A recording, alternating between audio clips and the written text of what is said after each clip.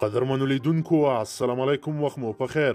د نن ورځې ډیر تازه مهم او لنډ خبرونه له موږ څخه په لنډو کې واورئ. اجرایه ریاست د ولسمشر غني له لوري د اجرایه ریاست د لغوه کېدو تر فرمان وروسته عبدالله د یوې خبرپاڼې په خپرولو سره ویلي د ملي یووالي حکومت نور پای ته رسېدلی دی او د ټول شموله حکومت مشر به په نږدې راتلونکي کې د نوي اجرایه رئیس هم د یو فرمان په ترڅ کې خلکو ته معرفي کړي. خبرپاڼه کې دغه راز راغلی له دې وروسته پخوانی ولسمشر محمد اشرف غني ولسمشر نه دی او د هغه ټول فرمانونه او احکام د باور وړ نه دي. خبرپاڼه کې د اجرایه ریاست کارکوونکو څخه سپارښتنه شوې ده چې د تیر په څیر خپلو دندو ته دوام ورکړي. سالنګ د سالنګ لویه لار د سختو ورښتونو له امله د هر ډول تګ راتګ پر مخ تړل شوې ده. د سالنګونو د ساتنې مسؤلین وایي چې له تېرې شپې راهیسې درنه واوره ورېدلې ده او لاره تړل شوې ده. د سرچینې په خبره د تېرې شپې له 11 بجو راهیسې لاره بنده ده او د دې هڅه روانه ده چې ژر تر ژره د رفیق پر مخ پرانیستل شي. سالنګ لویه لاره هر کال د ژمي په موسم کې د سختو ورښتونو له امله څو ځله د تګ راتګ پر مخ تړل کېږي. غني ولسمشر غني نن په ارګ کې له پښتونخوا څخه راغلو مشرانو سره لیدلی دی. له ارګه د خپره شوي خبرپاڼې له مخې ولسمشر غني په یاده لیدنه کې ویلي د کرښې دواړو غاړو ته میشت ولسونه به په یو برخلیک اخته دي او په خبره یو مقتدر دولت او پیاوړی اقتصاد لرونکی افغانستان د پښتونخوا او بلوچستان پر امنیت ژور مثبت اغیز لري. پاکستان د پاکستانی پوځ یو الوتکه اسلام آباد ته نږدې لوېدلې ده. د پاکستانی رسنیو د راپورونو له مخې د پوځ F-14 ډوله الوتکه نن د اسلام آباد په ښکارپریان سیمه کې لوېدلې ده. پاکستانی حکومت تر اوسه په دې اړه تر دې ډیر معلومات نه دي ورکړي خو د الوتکې د لوېدو پیښه یې تایید کړې ده. طالبان وروسته تر هغه چې ولسمشر غني د یو فرمان په صادرولو سره په 2 مرحلو کې په مشروط ډول د یو شمېر طالب زندانیانو د خوشي کولو فرمان صادر کړی ده. په دوحه کې د طالبانو د سیاسي دفتر ویان وایي په مشروط ډول د دوی د زندانیانو خوشي کول د هغه تړون خلاف دي چې دوی په قطر کې له امریکایي پلاوي سره لاسلیک کړی ده.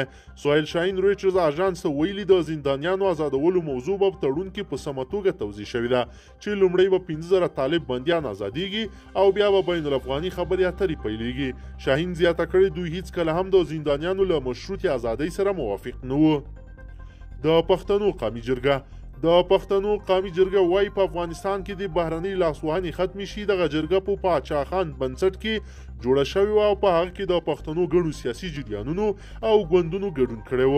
دوی په سیمه کې د پښتنو پر مهمو ستونزو خبرې وکړې او په پای کې یو اعلامیه هم صادره کړه. د پښتنو قومي جرګې ته د خبرو پر مهال اسفندیار ولی خان ویل په افغانستان کې د بهرنۍ لاسوهنې ختمې کړل شي او پاکستاني حکومت د افغانستان سره د ښو اړیکو لپاره هڅې وکړي. د په خبره پر ډیورن فرضي کرښه د 12 تړل شوي سیمې بیرته پرانیستل شي څو پښتانه په خپلو کې تګ راتګ وکړي او اړیکې پراخ شي.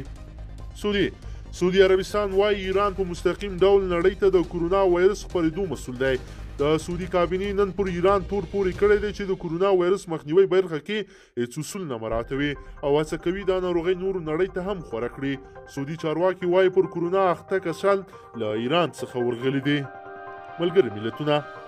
د ملګرو ملتونو امنیت شورا وایي په افغانستان کې د اسلامي امارت د راګرځېدو ملاتړي نه دي. دغه شورا د طالبانو او امریکا د سولې هوکړې په اړه خپل پریکړه لیک صادر کړی دی. د ملګرو ملتونو امنیت شورا وایي ژر تر ژره باید بین الافغاني خبرې پیل شي او د جګړې د پای ته رسولو لپاره باید مذاکرات دوام وکړي. امنیت شورا پر طالبانو او افغان حکومت غږ کړی چې د باور فضا پیاوړې کړي، د زندانیانو تبادلې لپاره اقدامات وکړي او تاوتریخوالی تر وروستۍ کچې کم کړي. غني د ولسمشر ویان صدیقي پر خپل ټویټر پاڼه لیکلي دي چې دغه بندیان به په یو منظمې تګلارې او رامنځته شوي میکانیزمونو له مخې ازادېږي. د په خبره د 1500 زندانیانو خوشي کول د روانې کب میاشتې د 24مې پیلېږي او هره ورځ به 100 کسه زندانیان د دوی روغتیایي وضعیت او عمر ته په کتو له زندان ازادېږي.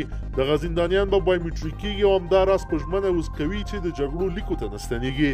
د فرمان له مخې د بین الافغاني خبرو په جریان کې به هم د طالب زندانیانو خوشي کول ادامه پیدا کوي خو د هر څه به په مشروط ډول مخ ته ځي.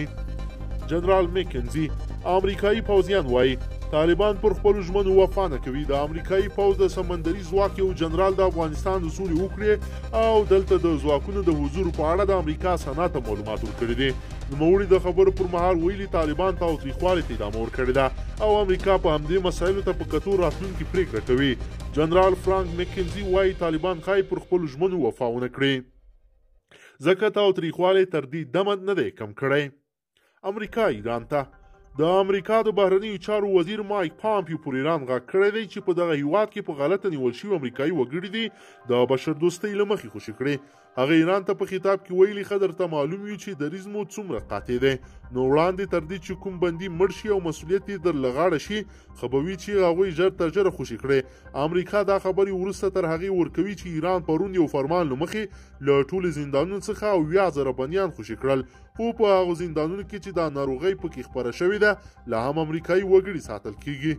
د راپورونو له مخې ایران کې د کورونا وایرس له امله 291 کسان مړه شوي او ورباندې د اخته کسانو شمیر 8,000 ته لوړ شوی دی. قدرمنو لیدونکو که چیرې غواړئ چې ورته تازه او مهمو پیښو څخه ځان ډېر ژر او په لنډو کې خبر کړئ، زموږ چینل د سره سبسکرایب کړئ او ویډیو د سره حتما لایک کړئ. تر بل ویډیو مو په لوی رب سپارم.